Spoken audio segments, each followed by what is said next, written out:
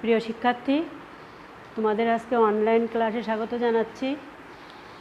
করোনাকালীন সময়ে তোমরা সাবধান থাকবে, মুখে মাস্ক ব্যবহার করবে, অপ্রয়োজনে কোথাও বেরোবে না। আজকে তোমাদের পড়া হবে আবার আসিব ফিরে, লিখেছেন জীবনানন্দ দাশ। জীবনানন্দ দাশ 1899 খ্রিস্টাব্দে বরিশাল শহরে জন্মগ্রহণ করেন। তিনি কলকাতা বিশ্ববিদ্যালয় থেকে ইংরেজি সাহিত্যে এমএ পাশ করেন। তিনি কবিতা ছাড়াও গল্প, উপন্যাস, প্রবন্ধ রচনা করেছেন। তিনি 1954 সালে ট্রাম দুর্ঘটনায় কলকাতায় মৃত্যুবরণ করেন।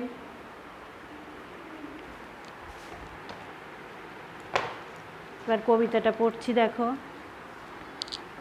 আবার আসিব ফিরে ধানসিঁড়িটির তীরে এই বাংলায়, হয়তো মানুষ নয়, হয়তো বা শঙ্খচিল শালিকের বেশে, হয়তো ভোরের কাক হয়ে এই কার্তিকের নবান্নের দেশে, কুয়াশার বুকে ভেসে একদিন আসিব এ কাঁঠাল ছায়ায়, হয়তো বা হাঁস হব, কিশোরীর ঘুঙুর রহিবে লাল পায়, সারাদিন কেটে যাবে কলমির গন্ধ ভরা জলে ভেসে ভেসে।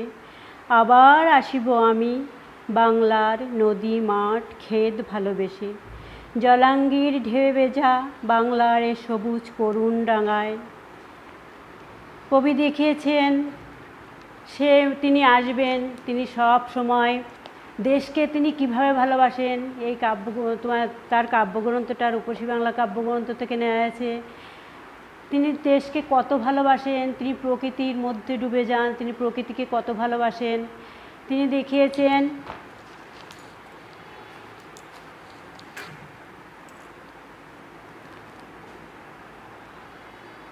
নিজের দেশকে তিনি কত ভালোবাসেন। প্রিয় জন্মভূমির অত্যন্ত তুচ্ছ জিনিসগুলো তার চোখে কত সুন্দর হয়ে ধরা পড়েছে। তিনি মরণের পরও তার এই দেশের সাথে বন্ধন ছিন্ন হবে না। তিনি হাঁস হয়ে ভেসে বেড়াবেন কলমির গন্ধ ভরা জলে, তিনি কাক হয়ে কুয়াশায় মিশে যাবেন, তিনি এভাবে প্রকৃতির সাথে মিশে যাবেন। তিনি দেশকে খুব ভালোবাসেন। তিনি তার দেশের প্রতি গভীর ভালোবাসা, সেই জিনিস এখানে দেখে এবার তিনি বাংলাদেশের রূপময় প্রকৃতির সাথে মিশে থাকবেন।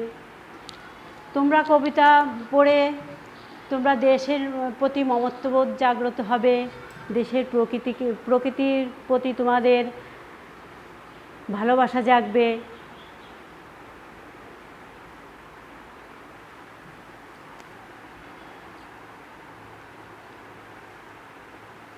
শব্দার্থ দেখো।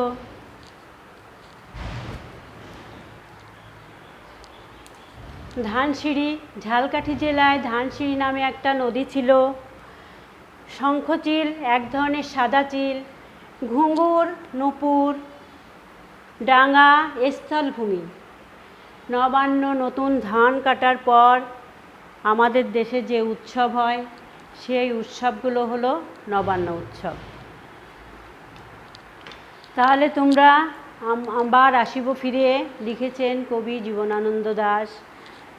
তোমাদের এই কবিতাটা পড়ে তোমরা দেশের প্রতি মমত্ববোধ জাগবে, তোমরা প্রকৃতির সঙ্গে পরিচিত হবে, দেশের প্রকৃতিকে যেভাবে কবি ভালোবেসেছেন তোমরাও সেইভাবে ভালোবাসতে শিখবে।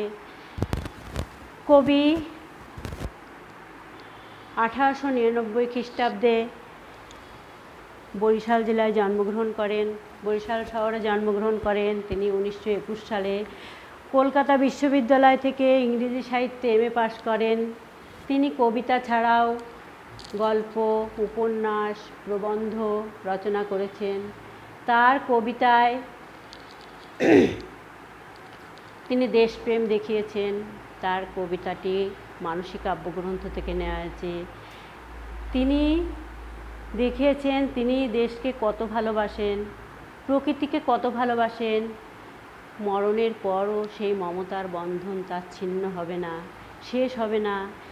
তিনি কুয়াশায় কাক হয়ে ভেসে বেড়াবেন, তিনি কলমির গন্ধ ভরা জলে হাঁস হয়ে ভেসে বেড়াবেন। তিনি প্রকৃতির সব কিছুকে মরণের পরও আবার যেন তার ভিতরে বেঁচে থাকবেন।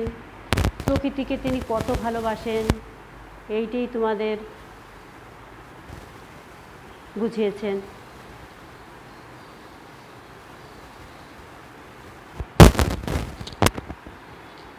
দিনের শেষে যে সাদা বকের দল মেঘের কোল ঘেঁষে আসে, তাদের মাঝেও কবিকে খুঁজে পাওয়া যাবে।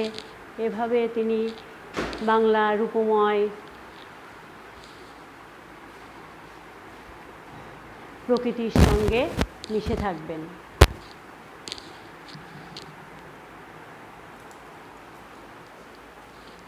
তাহলে ধানসিঁড়ি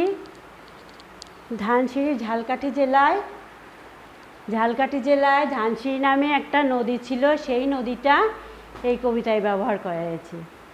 শঙ্খচিল এক ধরনের সাদা চিল, ঘুঙুর নুপুর বাজে ডাঙ্গা স্থলভূমি, নবান্ন নতুন ধান কাটার পর যে উৎসব আমাদের দেশে হয় সেইটি হলো নবান্ন উৎসব।